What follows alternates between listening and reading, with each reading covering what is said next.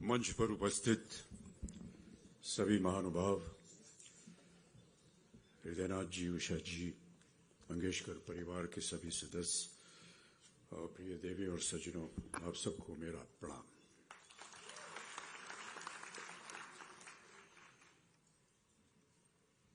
ये मेरे लिए बड़े सौभाग्य की बात है कि आज का ये पुरस्कार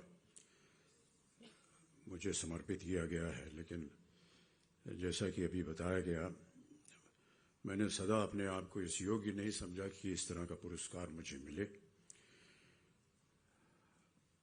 हृदयनाथ जी ने बहुत प्रयत्न किया था कि आज मैं यहाँ उपस्थित हूँ और काफ़ी सालों से उनका ये प्रयत्न था। पिछले साल भी उन्होंने मुझे आमंत्रित किया और दृष्टता के लिए क्षमा चाहता हूँ हृदयनाथ जी। पिछली बार तो मैंने बोल दिया कि मैं अस्वस्थ हूँ, इसलिए नहीं आ पाऊंगा।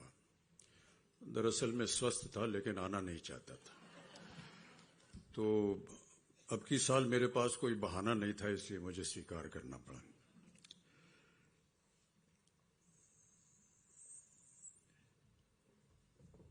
कुछ बातें जो है मैं आपके साथ हिंदी में कर रहा हूं। ऐसे ही एक कार्यक्रम में मैंने जब हिंदी में बोलना शुरू किया तो इधर ही जनता से आवाज आई, ये मराठी मराठी।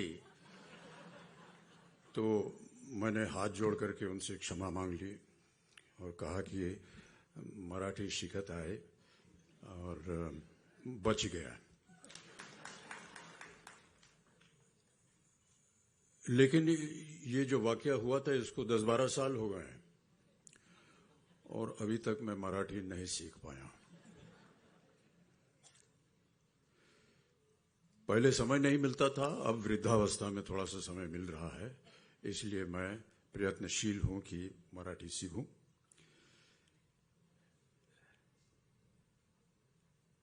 लता जी का स्नेह और प्यार मेरे परिवार पे और मुझ पर हमेशा रहा है और हमें जितना आदर सम्मान उन्होंने दिया है उसका मैं वर्णन नहीं कर सकता हूं। न जाने क्या ऐसी बात थी कि वो जब भी मुझसे मिलती थी या हमारे परिवार के सदस्यों से मिलती थी तो एक अलग तरह का उनका स्नेह और प्यार होता था।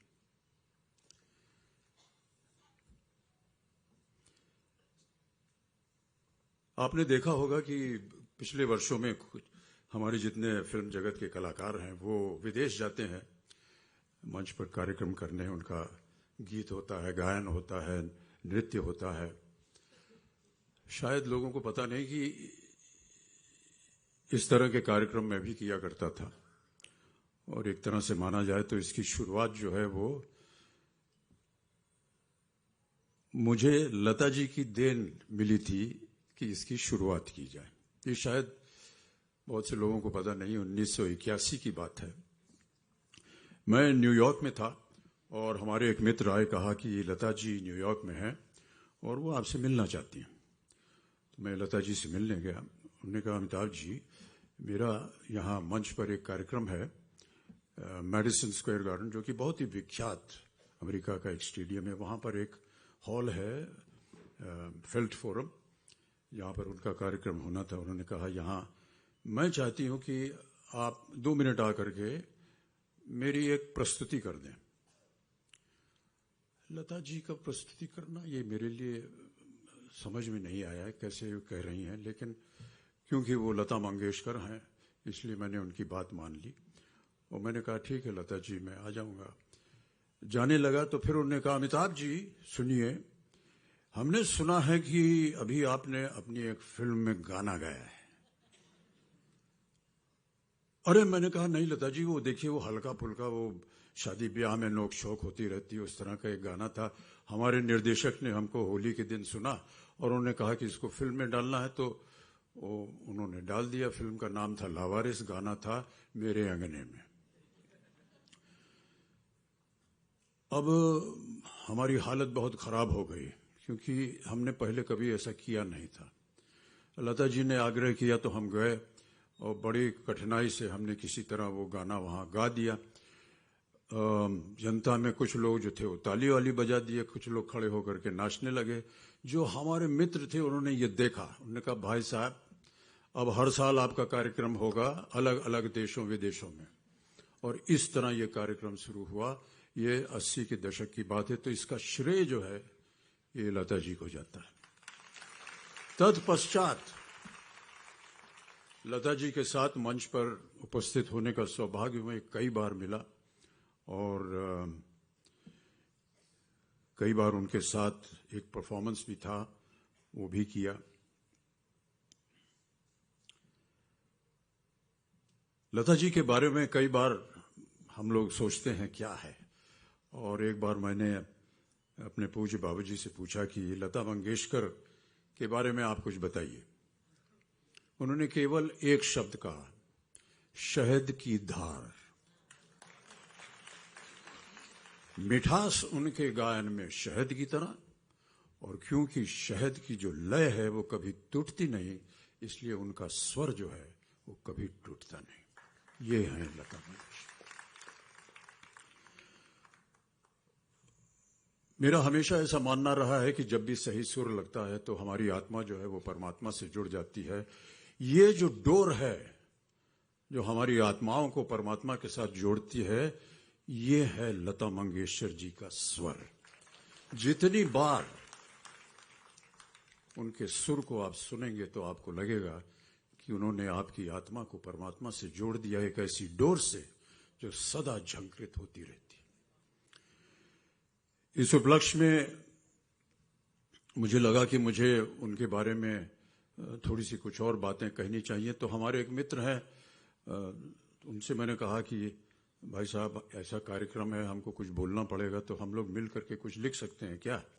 तो उन्होंने और हमने मिल करके एक छोटी सी चंद शब्द लिखे हैं।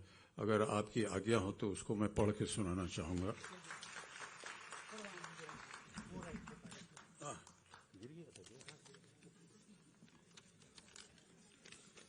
तो ये जो शब्द है इसको एक शीर्षक भी दिया हुआ है, और शीर्षक है आकाशाची सावली। आकाशाची सावली। काळच्या त्या ज्वलवंत वाळूवर अनवाणी चालत होतो मी, पुढच्या पावला पलीकडे पाहण्यास अक्षम। कारण काय की ते अशक्य होते, वेलच नव्हतं। तेव्हा कार्ययच उद्देश होते आणि कार्ययच कर्म होते। हेतु काय, कर्तृत्व काय, सिद्धी काय, सगळे एकच होते। अशा प्रकारे आयुष्य जात असताना त्या रणरणत्या उन्हात आकाशाची एक सावली मला लाभली। त्या आकाशाचे नाव लता मंगेशकर।